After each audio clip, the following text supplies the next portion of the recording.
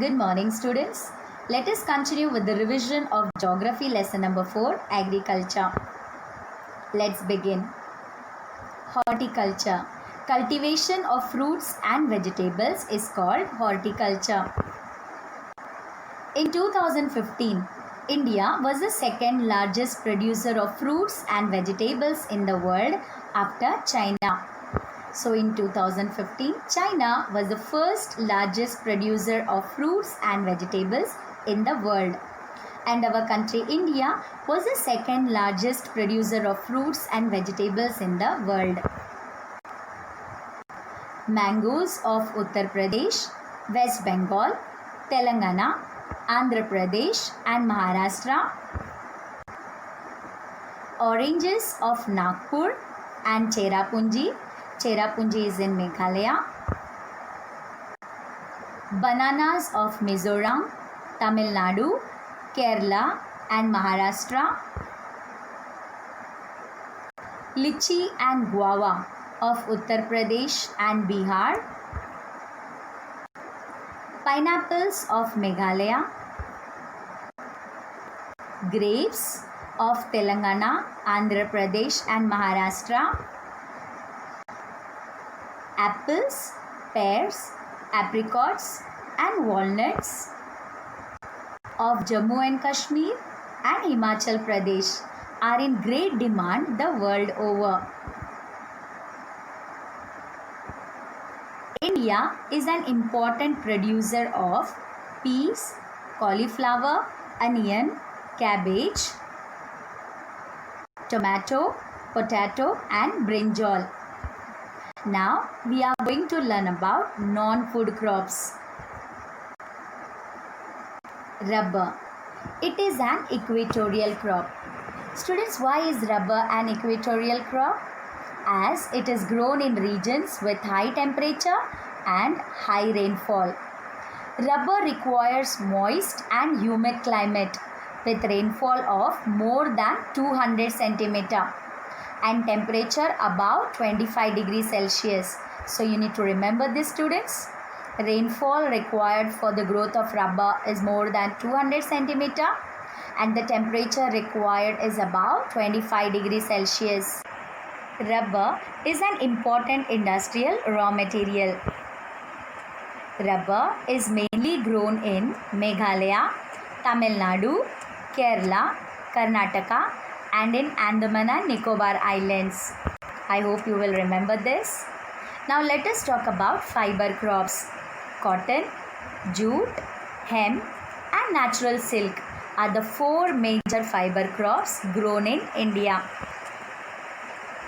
Cotton, jute and hemp are grown in the soil, whereas natural silk is obtained from cocoons of the silkworms fed on green leaves, especially mulberry.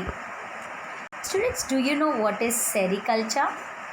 Rearing of silkworms for the production of silk fiber is known as sericulture. Now let us learn about cotton. It is a kharif crop and requires 6 to 8 months to mature. So cotton requires 6 to 8 months to mature. It requires high temperature, light rainfall, 210 frost-free days and bright sunshine for its growth.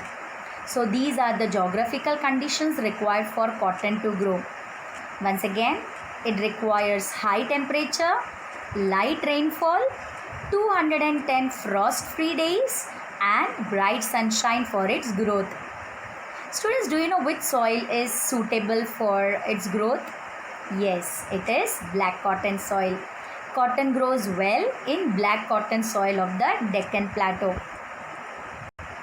Now let us know the major cotton producing states. Punjab, Haryana, Uttar Pradesh, Andhra Pradesh, Tamil Nadu, Karnataka, Maharashtra, Madhya Pradesh and Gujarat. These are the major cotton producing states.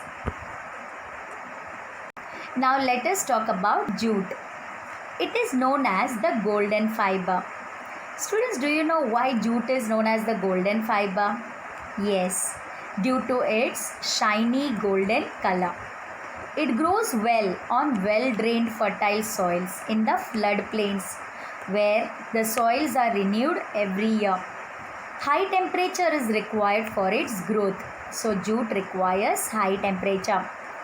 It is used in making gunny bags, mats, ropes, yarn, carpets, and other artifacts. So, these are the uses of jute. Now, let us see the major jute producing states: Bihar, Assam, Meghalaya, West Bengal, and Odisha. Technological and institutional reforms. Agriculture provides a livelihood for more than 60% of its population. So, this sector needs some serious technical and institutional reforms. Students, you all are aware that agriculture provides livelihood for more than 60% of its population, right? Now, as agriculture provides livelihood for more than 60% of its population, this sector needs some serious technical and institutional reforms. The Green Revolution and the White Revolution were some of the reforms initiated to improve agriculture. Okay, so the Green Revolution and the White Revolution were some of the reforms initiated by the government to improve agriculture. Kisan Credit Card (KCC), Personal Accident Insurance Scheme (PAIS) are some other schemes introduced by the Government of India for the benefit of the farmer. Now, what is this Kisan Credit Card? Kisan Credit Card is to provide loans to farmers for agricultural needs. In this, the rate of interest is low. Okay, so Kisan Credit Card, Personal Accident Insurance Scheme are some other schemes which is introduced by the Government of India for the benefit of the farmer. I hope it is clear. Special weather bulletins and agricultural programs for farmers were introduced on the radio and television. The government also announces minimum support price, remunerative and procurement prices for important crops to check the exploitation of farmers by speculators and middlemen. Students, what is this minimum support price? Minimum support price is the price set by the government to purchase crops from the farmers. Now, why there is a need for the announcement of minimum support price, remunerative and procurement prices for important crops by the government? Yes, to check the exploitation of farmers by speculators, that is traders and middlemen. Now let us talk about contribution of agriculture to the national economy, employment and output. In the year 2010-11, about 52% of the total workforce was employed by the farm sector.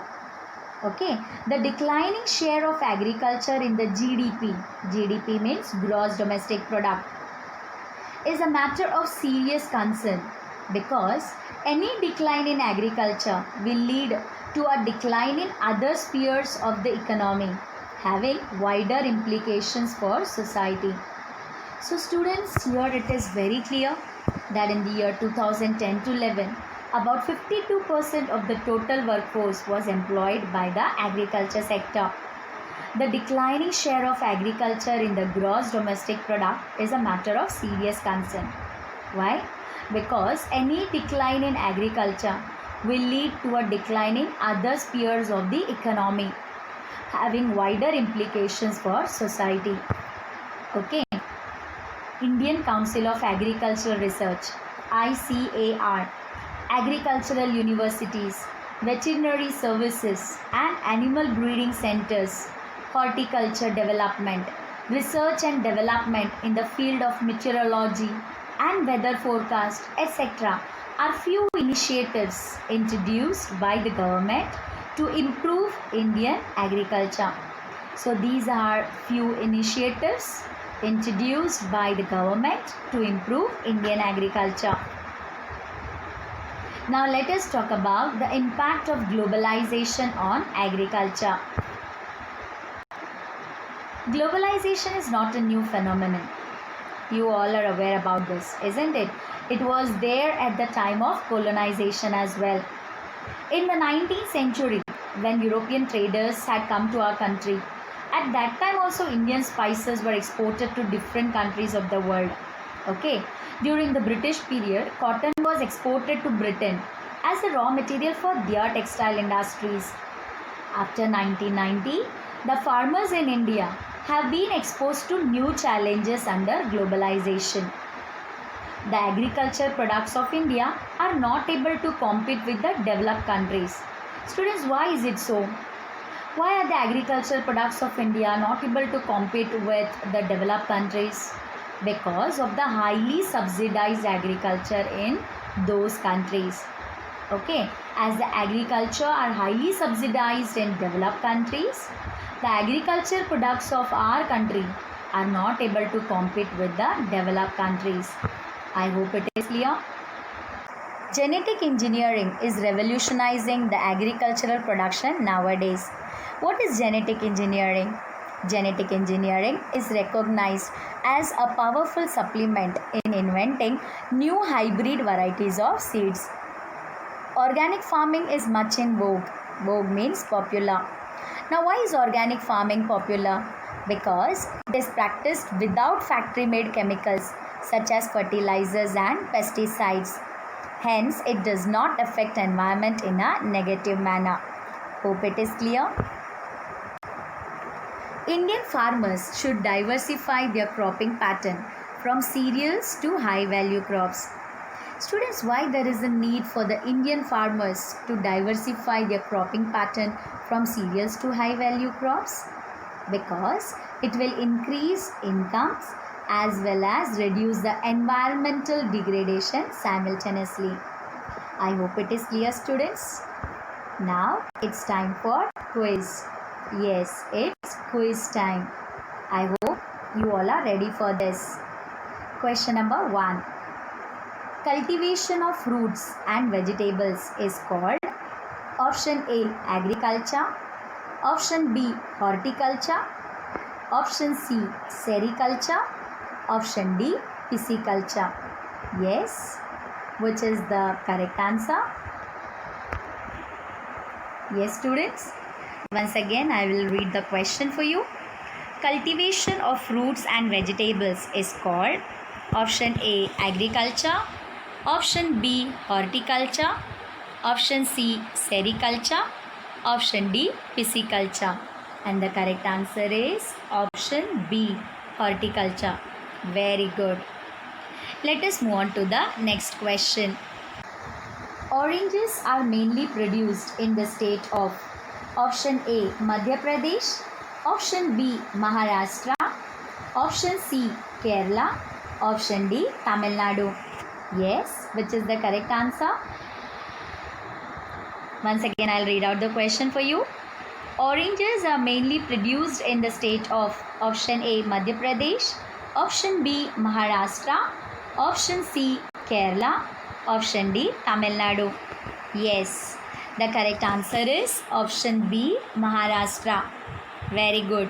Oranges are mainly produced in the state of Maharashtra. Now let us move on to the next question. Which one of the following is announced by the government in support of a crop? Option A, minimum support price. Option B, maximum support price. Option C, moderate support price.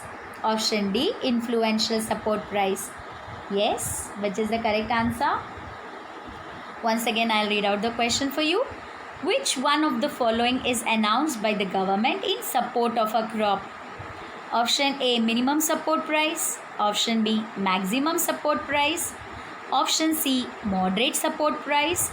Option D, influential support price. And the correct answer is option A, minimum support price. Very good. Now let us do a short recap.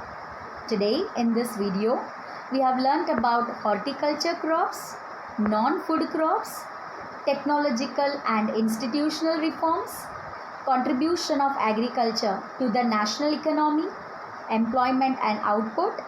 We have also learnt about the impact of globalization on agriculture. Hope you all have understood the topics covered today. Don't forget to read the textbook. Okay, meet you in the next video. Till then, bye and take care.